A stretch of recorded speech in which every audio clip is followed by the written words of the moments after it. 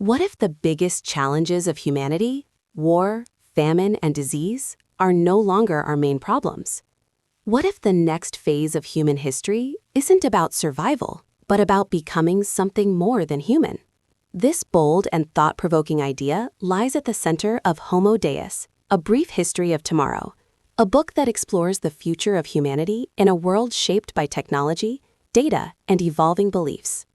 Written by Yuval Noah Harari, Homo Deus picks up where Sapiens left off, but instead of looking at our past, it turns its attention to what might come next.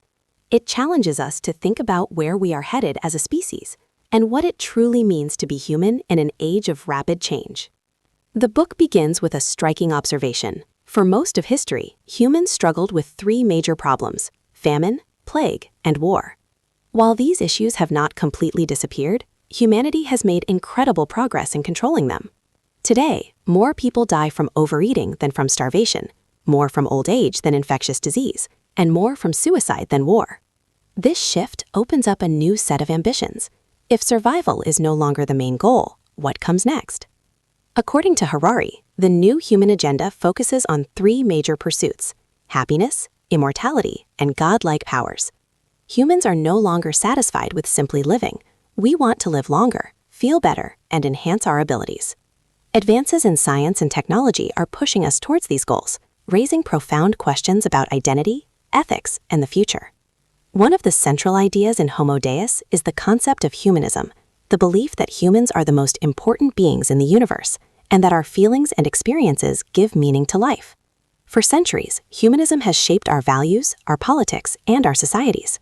It tells us to trust our emotions, follow our desires, and believe in individual freedom. But Harari introduces a new and potentially disruptive idea. What if humans are not as unique as we think? What if our thoughts and decisions are not driven by free will, but by complex biological algorithms? And what if machines could eventually understand and predict these algorithms better than we can ourselves? This leads to one of the most fascinating and unsettling themes in the book: the rise of data and artificial intelligence. Harari explores the possibility that in the future, algorithms could outperform humans in many areas, from decision-making to creativity.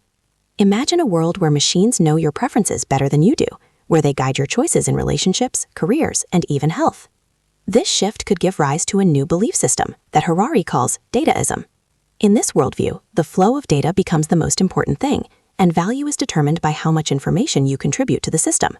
It's a radical idea, one where humans may no longer be the center of the universe, but just part of a larger network of information. The book also explores the potential consequences of technological advancement. As we develop tools to enhance human abilities through genetic engineering, brain-computer interfaces, and artificial intelligence, we may create a new class of humans with superior capabilities. This could lead to greater inequality, where only a small group has access to these enhancements, creating a divide unlike anything we've seen before. Harari doesn't present these ideas as certain outcomes, but as possibilities, paths that humanity could take depending on the choices we make today. He encourages readers to think critically about the direction we are heading and to question the assumptions we often take for granted. Another powerful theme in Homo Deus is the search for meaning in a rapidly changing world. As traditional belief systems evolve or fade, and as technology reshapes our lives, the question remains: what gives our lives purpose? If machines take over many of the roles we once held, how do we define our value? At its core, Homo Deus is not just about the future, it's about awareness. It invites you to step back and see the bigger picture, to understand the forces shaping our world, and to consider your place within it. It challenges you to think beyond the present moment and imagine what humanity could become.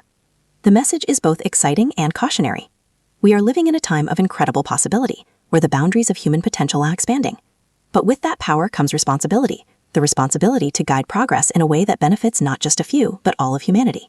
So if you've ever wondered what the future holds, how technology might reshape our lives, or what it truly means to be human in the age of AI, this book offers a perspective that is both fascinating and deeply thought-provoking. If this journey into the future sparks your curiosity, consider listening to the full audiobook of Homo Deus. It explores these ideas in greater depth, offering insights that can expand your thinking and challenge your understanding of the world and the future we are all creating together.